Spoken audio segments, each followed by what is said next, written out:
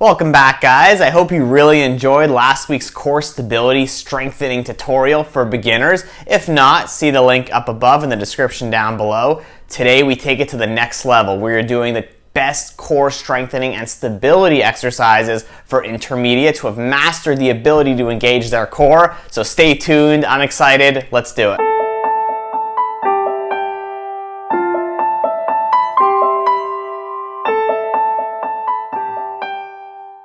Just one quick thought, guys, before we get into the exercises. We're going to be doing a lot of core stability, not strengthening and crunches and stuff like that where you're crunching your rectus abdominis, the superficial muscles. We're getting deeper. And so the way you engage those deeper muscles is by stabilizing your spine.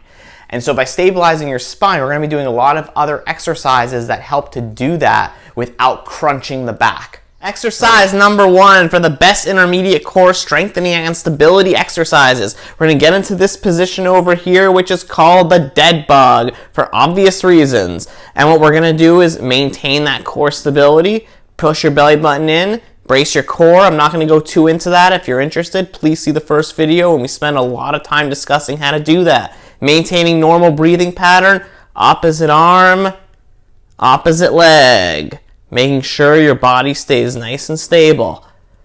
Great exercise to stabilize your trunk and your low back as you're moving limbs. About 10 times on each side. Great way to progress the dead bug is with a resistance band. So I have a TheraBand over here. I just looped it right around my foot.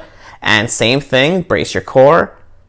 Opposite arm, opposite leg with resistance. Great way to stabilize your core and a great progression. You could then go into higher level resistance bands with like a green or a blue band. And then same thing on the other side. About 2 sets of 10 on each side. Exercise number 2. We're getting into this quadruped position. You may notice that I have a foam roller on my back. The reason I have that there is so that it doesn't fall off and it makes me stabilize my pelvis as I'm doing this exercise. You don't have to use a foam roller, you can use a broomstick, golf club, any kind of a stick that just goes along your back. And so we're going to brace your core, and then we're going to go the same thing we did before, opposite arm, opposite leg. Make sure that foam roller doesn't fall. Brace your core, opposite arm, opposite leg. If it falls, that's strike 1, and then 3 strikes, you're out.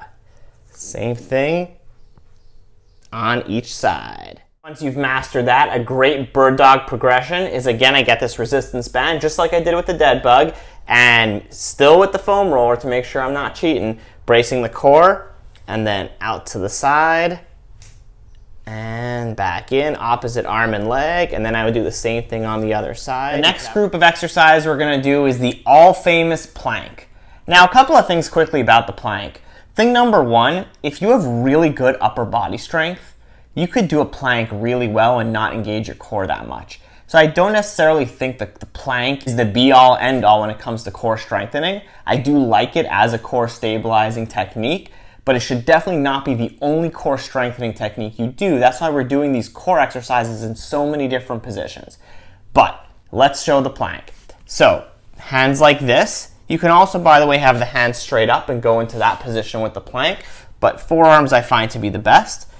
For the beginner version of the plank, just coming up on your knees, having your hips neutral, making sure you're engaging your core stabilizers. You don't have all your weight on top of your arms. Pretty equally distributed between your knees and your arms. And then for the regular plank, we're going to go right up into that plank position. Now make sure with this you're not arching down too much and you're not doing the jackhammer with the hips. It should be right in the middle. And make sure you're bracing your core. If you find that after a while you're starting to really arch, then that's it for the exercise. Hold it for about 20-30 seconds until you work your way up to a minute, and then 90 seconds. At that point, it's time to progress it, and we're going to show a whole bunch of plank progressions next week, some really fun ones in the advanced core strengthening video, so make sure you tune into that. Core strengthening exercise number 4 is the side plank. So we did the regular plank, now we're doing it on the side. That works more the oblique area. It's typically much harder because you only have one arm to do it on. Couple of things to note with the side plank before we demonstrate it. Thing number 1, Very important that if you have a problematic shoulder, you stay away from this exercise, because this is a lot of shoulder stability work that needs to happen to keep you up in that plank position. Now, in addition to that, if you're looking to stabilize your shoulder, this is a great technique to stabilize your shoulder in addition to working your core. Thing number 2, really important to know where your shoulder is aligned with the forearm. You don't want to have it like this. You don't want to have it out like that. You want to have it directly underneath so you get the proper amount of stability in the shoulder. Otherwise, you can really hurt yourself. Okay, so we're going to show, just like we did with the regular plank, the beginning version of it, which is, again, you're going to come up like that, bracing your core. And again, I'm on my knees over here. With this, same idea. You don't want to come like that. You want to make sure your hips are completely in alignment and that you're not sinking in. So relatively easy version over here. Now, once you're pretty good at that, or if that's too easy for you, we just do the full lever stacked on each other and then get right up there into the plank position. Again, typically I don't hold these as long as the regular plank. They're a little tougher. So I'll probably try to work up to 30, 45 seconds. I won't go to 90 seconds. And then after that, do some really cool progressions, which again, we'll show next week. For core strengthening exercise number 5, great to work in this half kneel position. Now, if you have any knee pain or discomfort, just put a pillow underneath that knee or a couple of pillows. That should really help. Great position to work your core in. And so I'm actually tying this band around a chair, and I'm gonna pull it over here. I'm in this half kneel. This is a great stability exercise, and I'm holding it here. So it's trying to pull my body away, and I'm trying to keep it nice and steady. Really difficult exercise, but a great way to work your core. And just hold it here for about 30 to 60 seconds, and then switch around and do the other side. You could progress in resistance, and you can also progress by bringing your foot closer towards the knee, and that makes it much harder as well.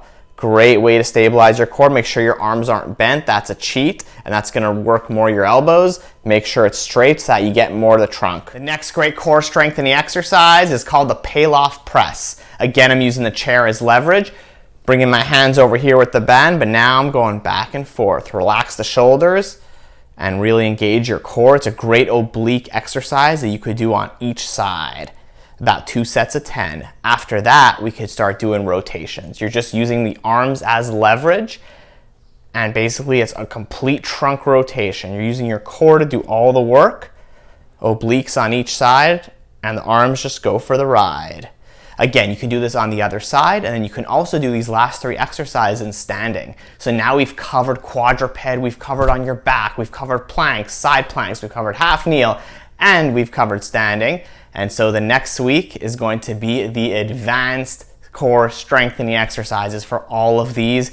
Get ready, it's going to be pretty intense for all the advanced people out there. Make sure you guys subscribe to the channel if you want to get out of pain, improve your range of motion, improve your core stability strength, and definitely stay tuned for next week where we go into the advanced exercises, the hardest exercises that are the best ones that engage your core, because that will be next Sunday. So stay tuned. Have an awesome day.